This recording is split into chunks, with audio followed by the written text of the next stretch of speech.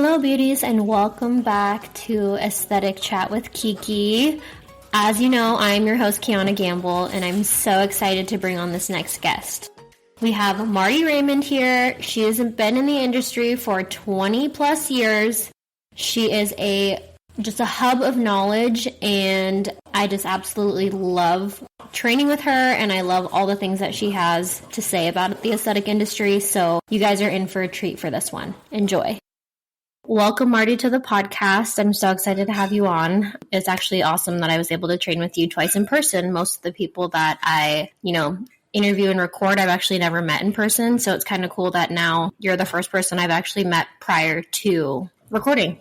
Oh, that's awesome. So I want to kind of start out by you sharing your story and journey into the aesthetic industry. That's an interesting question because sometimes I ask myself, how the heck did I get into this industry? And what a weird segue from being an Army nurse for 8 years and ER, ICU, meat eater nurse, right? Saving lives to making people pretty or, helping people with their skincare goals. I actually came into it organically in early 2000. I got skin cancer on my nose, and I had to have a pretty big Mohs procedure on my nose, and they removed half my nostril.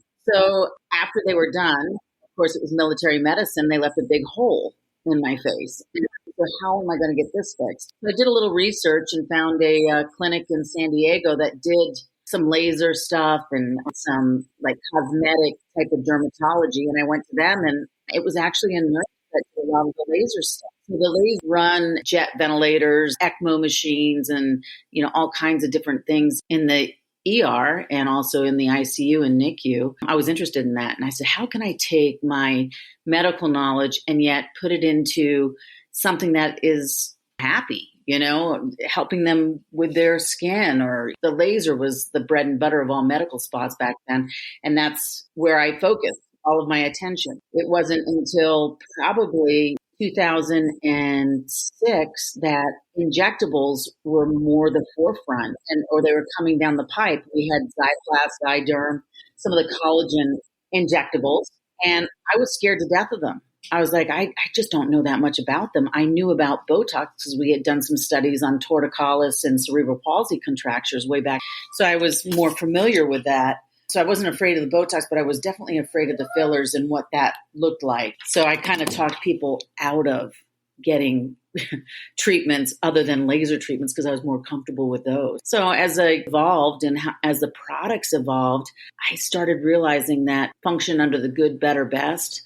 Good is good skincare, better is skincare and laser treatments, and best is skincare, laser treatments, and injectables, Botox and fillers. And I just started studying and learning and hitting every course that I possibly could. Now, this is still early 2000, and there was just nothing out there. I don't think MySpace was even out back then. So, to learn or to gather information and to get more knowledgeable about this was really difficult, By the grace of God, I kept studying and kept learning and got better and better at the injectable side of the house. That's awesome. Can you kind of discuss what made you go from, saying, I don't think you should do this filler stuff, I'm not super comfortable with it, to, okay, now I feel okay with it? Was it more research studies coming out, just more training you had? All of the above, because, I do a lot of these accelerate programs now where, you have 60 new injectors coming into a conference for 2 days, and you have 8 trainers that are a wealth of knowledge, and I get to be part of that. And we have 150 years of experience between the 8 of us. And knowing now what we know compared to what we knew when we started, there just wasn't anything available to us. So the more you learn, the better you feel. And I always think I think Dr. Surik said the fear of injecting is the fear of not knowing your anatomy. And we really had to take a pause and go back to the basics and really learn, what are we trying to achieve? What is the outcome? Not just jamming a product into somebody's tissue, but what is it that we're trying to do? And where are we doing it? And how can we keep the patient safe while we're doing it? So the more I learned, the more confident I got. And basically it was by trial and error. I didn't have a bunch of people to lean on to figure out how to do it. I had to kind of go it alone. There was a couple of people that, were injecting, Connie Brennan being one of them. Dr. Yoland was kind of at the forefront. And anytime I could talk to them or, do something with them I would do it just so that I could learn more. And the more I learned, the more not only did my trepidation rise, but at least I knew that I was getting smarter and getting better and also getting better results.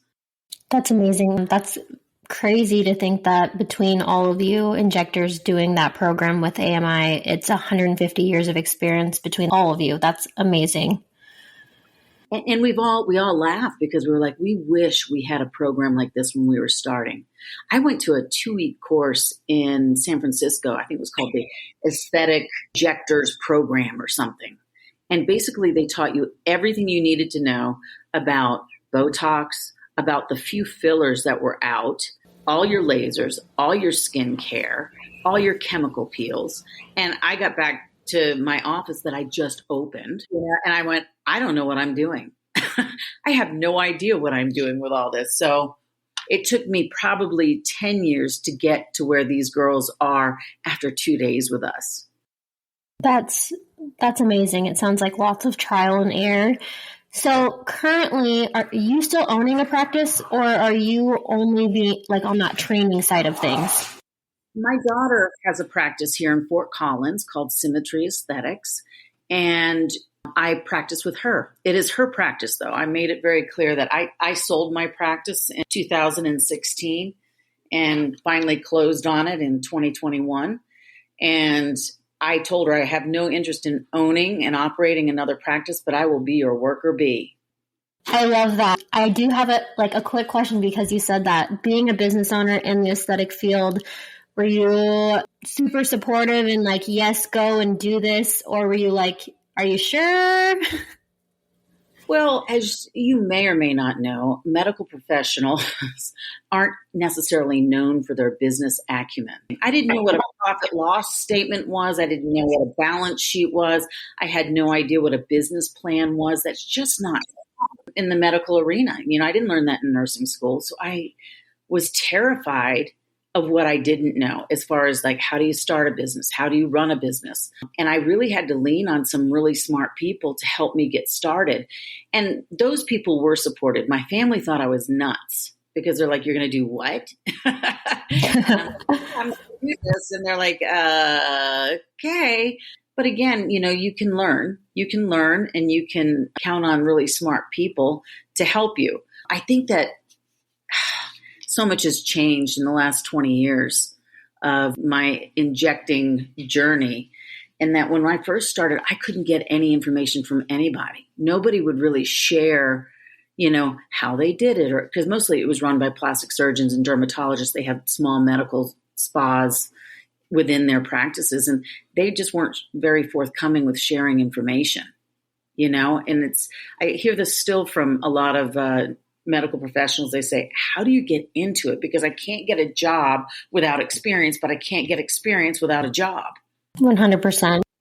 Yeah, I can go to a training, but if I don't have a place to practice those skills, when I get back, then those skills are lost very quickly. And your confidence goes even quicker. So no, it's just so hard. But what I am seeing now in our industry is that we are more focused on community and collaboration than we are on competition. We have realized that together we are better. United we stand, divided we fall, and we need to help and support one another so that we can keep our industry growing and getting smarter and being safer. That's great advice. I do want to kind of transition into what is one of the biggest challenges you have faced. This could be, an adverse event, an occlusion, maybe a challenging patient. I think it's gaining confidence in my ability to provide the result that patient is looking for. And that comes with time and experience. I think that, we're all caregivers and we want to take good care of our clients and make sure that they're happy. Now that's a moving target. We've all had that difficult client that makes us a little nervous. Maybe we saw a little red flag go up and we're like, oh, I don't know. How am I going to really make this person happy? And sometimes I didn't. Sometimes I would say, gosh, I really need to, get some money in the coffer so I can keep the doors open. So I may opt to go outside of my comfort zone and try and make this person happy. That's a challenge. Maybe my outcome wasn't exactly what I wanted it to be. And I have to disclose that to my client and say, hey, this isn't exactly what I was hoping for. Let's backtrack a little bit and try something a little bit different, because I have used this before and it worked well. Let's try that on you. Having the confidence to be able to do that. And also, I think we can teach anybody the skills of injecting, but we can't teach that relationship that you have to build with that client in order for it to be a long-term relationship.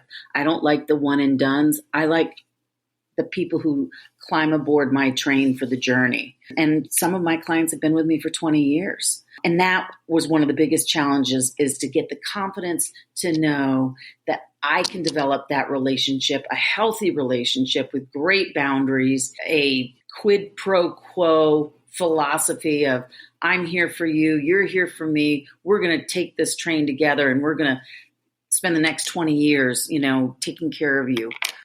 Oh, yeah, I'm sure. Coming from your background, in the hospital, in those, emergency type settings, either they're, intubated and asleep, or you kind of, revolving door, you kind of see them and then they leave. So that's probably a whole new side of medicine for you. And it's a little bit different, because in that side of medicine, we tell people what we're going to do.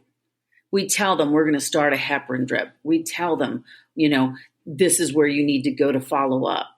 In this side, we are actually transitioning into a retail space. We have now become salespeople, and we hate that. Yeah, we do hate that. Because we feel like we're selling. We have to sell this product to them. And I've changed the way that I approach that, and I like to call it edu-selling.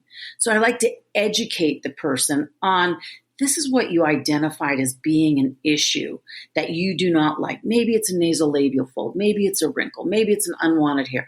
Well, this is how I can fix that. I have lots of tools in my chest, and I can pick one or two of these different tools to meet your goals. But this is how I need to do it. Does that sound reasonable to you? Well, yeah, if you can help so I don't look so heavy in the jawline, or you can get rid of the nasolabial fold, then yes, that sounds reasonable.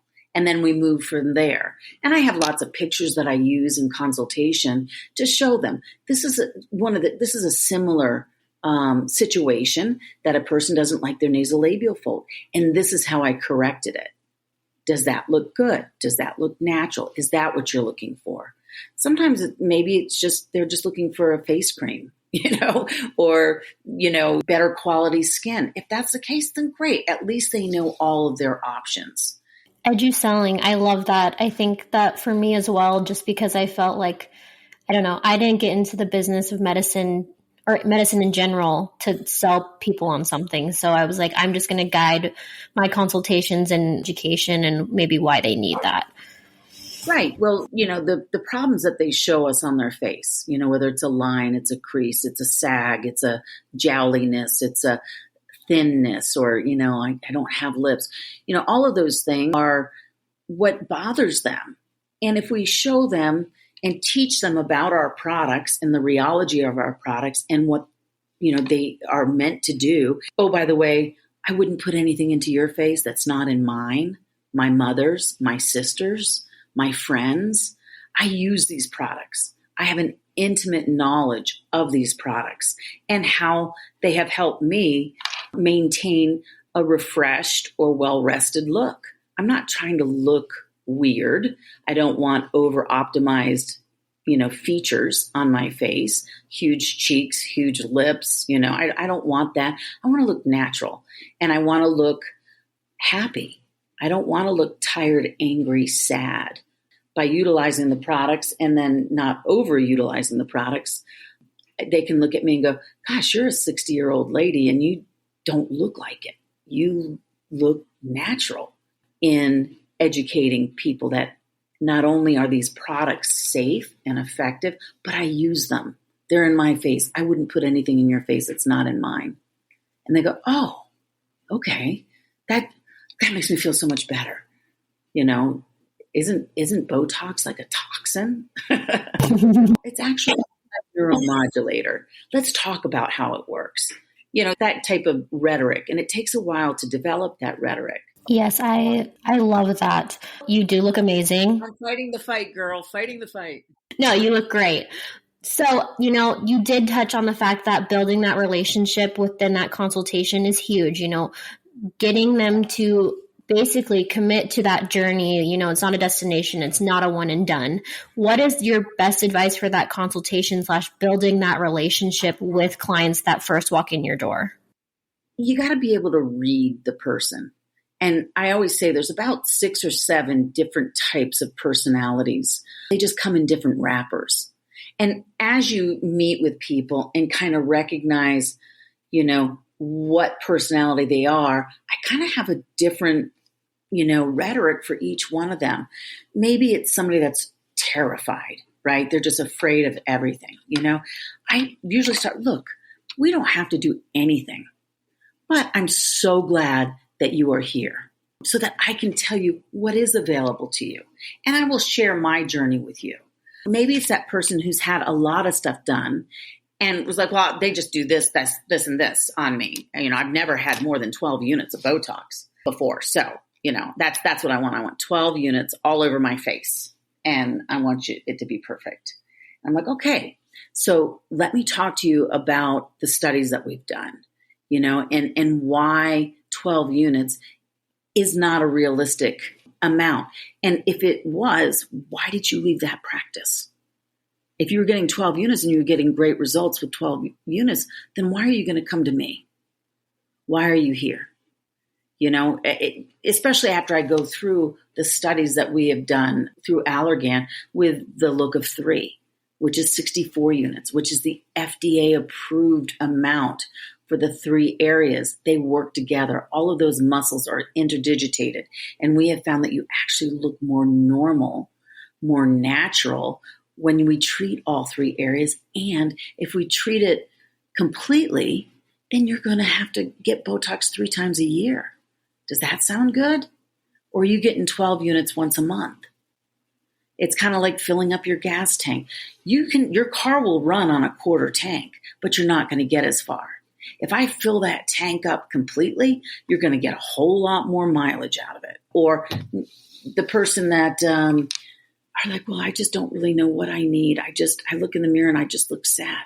Well, what do you think makes you sad? What do you think makes you look sad? Well, these lines around my eyes or the downturn of my mouth. Well, that's part of a natural aging. And we're all going through it. It's the slow slide south. And women my age, we didn't know that this stuff was available. Our mothers would rather chew their arms off than go in and get poked in the face with Botox. Like, what are you talking about? Is that even a thing? Now my 83-year-old mother is like, when can you come and redo my Botox? Love it. Yeah. I had a 97-year-old lady come in and she says, honey, I shouldn't be spending money on these lips, but it just makes me feel better. And gosh darn it, I'm going to look good going in the oven. And I'm like, oh my gosh. So, when we're consulting with people, I think we give them all of their options, and it's a time to kind of showcase our abilities and our confidence. And I always say, fake it till you make it. When I have a brand new injector, like, well, how do I credential myself? I'm like, I've been a nurse for 8 years. I worked in critical care. I attended a Allergan Accelerate program. I have injected hundreds of units of Botox. There's certain ways that you can credential yourself and make sure that you ask the people for pictures, before and after pictures. Say, your results were so fabulous. Would you mind if I shared these? You know what? 3 out of 5 people will say, sure, I don't care. There's always a couple that just don't want anybody to know that they've had anything done, which I respect that. That's fine. But if you ask, most people will give you their photos to use. Yeah, I agree with the photo thing. Most people, if you ask, most people are completely fine with it. Even if you do a little blur out on their eyes, they're like, oh, sure, I don't care. Yeah, absolutely. Especially like if you're just doing lips or maybe a chin, and they can actually see the difference. They're like, oh my gosh, that really does make a difference. I also speak a lot to not necessarily optimizing one area, but bringing the whole face into balance. So when I look at a face, I look at it globally.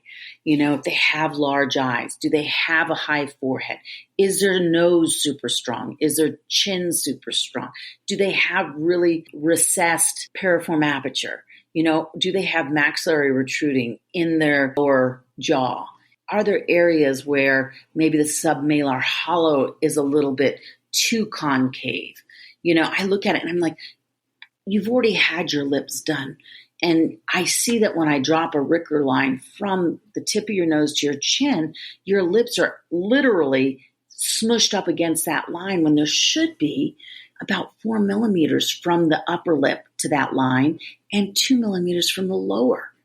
And you're smushed up against that, which tells me either we need to pull the chin forward or maybe optimize the cheek a little bit. Because that will bring your face back into a better ratio, a better balance, which is perceived as more beautiful. And I do a lot of measuring on faces just because I like to show them what is the golden ratio. What does that look like? Why? According to their ethnicity, what if they have Asian, do they tend to be a little bit flatter through the mid face? Do they like that? Is their jaw a little bit more broad? Can we talk a little bit about the masseters? By the time my customers that are good customers, they feel like they're my friends. They feel like that we are a team and that we're going to march through this aesthetic journey together. And those are the customers that I really look forward to seeing, over the years. So my question for you is, because you kind of talked about that client that comes in who's been doing this, been in the aesthetic world a long time, and they get their 12 units and they're kind of on their way. In terms of that, but in kind of transitioning into that filler conversation, the patients that still come in think that aesthetics is more of an a la carte. I want this. My injector is going to do this. And you see, they do need some cheek support. They do need a chin. They do need these things. Mm-hmm. Do you default back onto those measurements? Do you feel like that's the easiest way, using photos, or at the end of the day, do you still have some patients that you're like, I'm okay if you go elsewhere? I absolutely. I don't see many clients now. I used to see 15 to 20 clients a day for full face. I always apologize to the Accelerate attendees saying like, we created that 12 unit Botox monster. We did, because we weren't sure of what the outcome would be. So we wanted to go conservative, right? Oh, well, we'll just start with, just the glabella and we'll just use 12 units. We trained them that way. And I'm sorry, because we were unsure of our results, we underdosed them. And even until just, the last 3 years, this new look of 3 has come out. When they did the studies on the Botox, they realized that this is a conservative dose. It's the FDA. They're not going to overtreat somebody. So 64 units is a conservative dose. And I always say, nowhere else in medicine does somebody question the amount of milligrams you're giving. I don't ever recall anybody saying, here's your birth control, prescription. Take a quarter of it and let's see how that works. Nowhere else in medicine. Or take half your blood pressure medication. Let's see how that works. This is the only place in aesthetics that we have given the control to the patient. And we need to take that control back. So I do have conversations with patients that have been coming to me for sometimes they look, we are getting smarter and smarter. And according to this study, what we have learned is X and Y, and what we're also finding is that, Botox is great. It's a neuromodulator, which keeps the muscles from contracting to make the wrinkle. But what I'm seeing here now is some static lines, which is caused from volume loss. Volume loss is just a natural progression of degradation of fat pads, and it starts in the deep fat pads. Then I pull out my mother-daughter book and I show them how the fat pads when we're young are nice and tight. And as we start to age, they start to separate. Then it causes a little bit of the tear trough, maybe the nasal jugal groove, maybe a little sagging in the jawline, maybe a little downturn in the mouth. And I show them side by side. I sit side by side and show them photos of themselves. The 90-degree and the oblique angle are really impactful. We don't look at ourselves from a 90-degree of a profile, right? And then you start really seeing the softness of the gonial angle or the softness in the marionette line. And you're like, that pre-jaw sulcus. And then you start pointing that out and say, draw a line straight up from that softening, right up to your cheek. And can you see how there's a little separation right there or a little flatness? That's because that fat pad has disintegrated and now the tablecloth is too big for the table. We either have to trim the tablecloth or we have to build the table. I think we can build the table and get you some nice lift and support in that midface, which is ultimately going to help everything that's south of that. Yes, I love that. So I do have to say, for the people that are listening, if you get the opportunity to train with Marty, absolutely do it. Now, your techniques that you use, you're like a cannula wizard, one. And two, like your consultation pros and the way that you approach the consultation and the facial aging process, it's amazing. So she travels all over the country, guys. So if you can train with her, train with her. Thank you so much. Both trainings were just absolutely amazing. So because, your initial love for aesthetics came from lasers, no one else on the podcast has actually talked about different lasers on the market, maybe their favorite laser or like what the impact laser can have as a treatment modality in the aesthetic world. So I'd love for you to touch on that. When I first started, like I said, laser hair removal was the bread and butter of all med spas. I had 2 Cutera platforms that were able to treat Fitzpatrick 1 through 6. So I had a 1064 YAG, which was able to treat African Americans, the darkest of African Americans, Asians, Native Americans. And that was really cool. But if you've ever done any laser hair removal, you'll know that it's not the most fun procedure to do, especially when you have a 10 millimeter spot size and you have a 250-pound man who wants his back done. You're going to be in there for about a month. Now lasers have come a long way. What I like to talk about though with people is, what do you want your aesthetic practice to be? When my daughter started hers, I told her, I said, I went way overboard on the laser and the appliance side, which really increases your overhead as far as a business model. If you want to be a one-stop shop and have estheticians, who are going to do skincare and diamond glow and microderms, and then have somebody that is also certified to do the laser, where you can do the radio frequency and microneedling. You can do, the IPL for, pigment. Some lasers treat melasma. Some have even branched off into vaginal rejuvenation. Some, there is a laser literally for everything. But be careful with that, because I think that was one of the biggest challenges, is that once you got your platform paid off, it either broke or there was new technology for you to buy. And these are $150,000, $200,000 pieces of equipment. It's expensive. So figure out what you want your med spa to be. When my daughter started, I said, I'm going to teach you injectables. I'm going to teach you Botox and filler, and we're going to keep our overhead low. We're going to have a whole bunch of product on the shelf. We are just going to focus on Botox and fillers. And she has built an enormously successful practice with just Botox and fillers. And we refer out for the laser treatments. What is the model that you want to have? If you want to be all things, then you're going to need people and you're going to have a lot of moving parts. If you want to, add an appliance, I have no problem with adding, like a diamond glow to help clean the skin and keep the skin maintained so that it can accept product, but it only makes your Botox and filler look better. But, add them slowly and make sure you do your research, because these people are in sales and they are very good at selling their appliances, and they will hound you and they will continue to beat down your door until you say yes. And it's the same even with our product ranges. We have MERS, we have Galderma, we have Allergan, we have all of these different manufacturers of these products. And I had to kind of put the brakes on early on because I just couldn't, before I even turned around, there was another product. Now there's another product. I was just like, whoa, I'm going to go back to my roots, which is science. Both my parents are PhD science people, and they always said, do the research, find out what the best tool is to use. And I actually ultimately ended up with Allergan just because I trusted it. They are the 800-pound gorilla who do all the research and development on their products. You can take the girl out of the army, but you can't take the army out of the girl.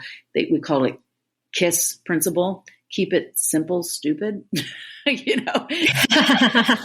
So that's how I operate my life, as I really try and keep it very simple and yet effective. That's amazing. So only an injectable practice. You guys only do Allergan products at the clinic. How many injectors does she have in the clinic? It's just herself and myself.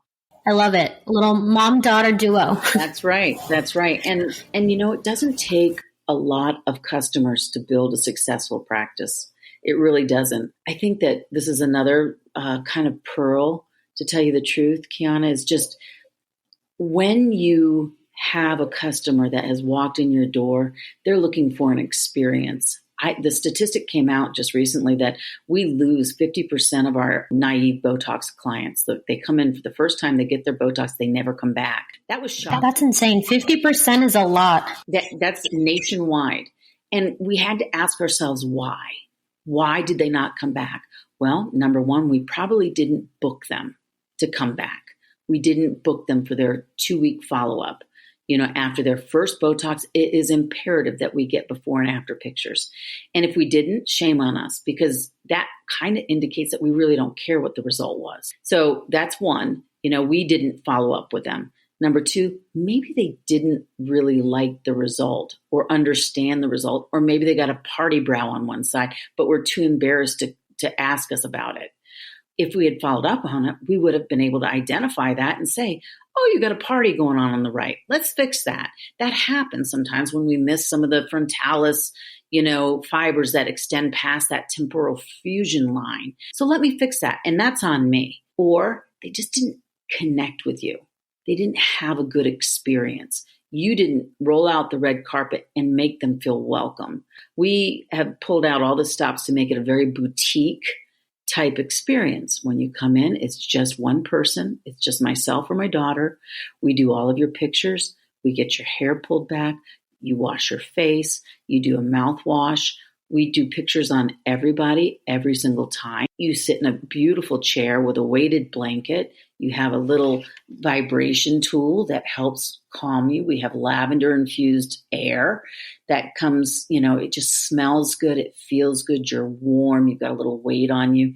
And we touch you because we're nurses. And if I was a gas station attendant, that might be a little creepy, but I'm not. I'm a nurse, and I'm touching you because I care about you and your comfort. Actually tracked some of our naive Botox clients, and you know what? Our retention is over 80%.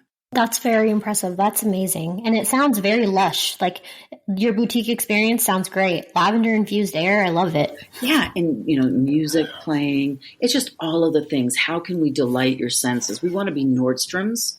We want you to really have that customer experience. We don't want to be the Walmart. Mm-hmm. So I do have to ask you, last I heard you were not on social media. Are you on social media now? I am not. So how do people get a hold of you if they have questions or they want to know about the next AMI training that you're at or that kind of thing? They call me. My phone number is 928-446-3084. And just shoot me a text. Introduce yourself to me. I will get back to you. I have literally thousands of numbers in my phone of people that I have trained, and they have a question. Call me. Shoot me a text. I am more than happy to share what I know with you and be available so that you feel like you have somebody in your back pocket. And anytime I'm headed to, conferences and stuff, I'm more than willing to share. I also want to recommend that everybody attend iSpan. iSpan is meant for our nurse injectors, that it's a wealth of knowledge. It's science-based studies that other injectors have done. It's a community of wonderful people trying to really put some meat behind what we do. Everybody can be an injecting expert or a master injector. Those are self-proclaimed titles. Not everybody can have a CANS, the Certified Aesthetic Nurse Specialist, and you have to do that through your iSpan in order to be able to sit for that. I think it gives us credibility, and it also helps to credential us as an industry. Aesthetics is still new. We're still growing, but we can be better. Great advice. I do have to ask, any last pearls that you want to leave with the listeners today? Reach out to other injectors, learn, study your anatomy, and don't give up. I did not sleep for the first 5 years after I was injecting, and I always say, when I'm sticking a needle in somebody's skin, my sphincter slams shut. And when it doesn't, I've gotten too complacent, right? Don't be afraid, have a healthy respect, and never stop learning. It is a fabulous industry. I have enjoyed myself immensely these last 20 years that I have been doing this. So don't stop. It's amazing. It's amazing to take care of healthy people and just make them happy. Well, thank you so much, Marty, for taking the time to come on the podcast. You gave some great advice, some great consultation pearls, as well as some great advice if you're trying to start your own clinic. So I really appreciate your time. Oh, well, gosh, thanks for having me. This was fun. Thank you again, Marty, for coming on Aesthetic Chat with Kiki. I had a blast chatting with you. All the pearls that you shared with us were absolutely amazing. So again, the fact that she is such an open book, you guys, she's given you her phone number. Utilize it, don't abuse it. But again, she is a great wealth of knowledge. And if you have the opportunity to train with her in the future, absolutely do it. For those of you that don't know where to find us on Instagram, the Aesthetic Podcast Instagram is aesthetic.chatwithkiki. My aesthetic Instagram is at aestheticnurse.kiki. The podcast can be listened to on Apple Podcasts, Spotify, my website directly, aestheticnursekiki.com. I do have apparel on there. It's some Hello Beauties apparel, so check that out on aestheticnursekiki.com. Until next time, beauties, bye.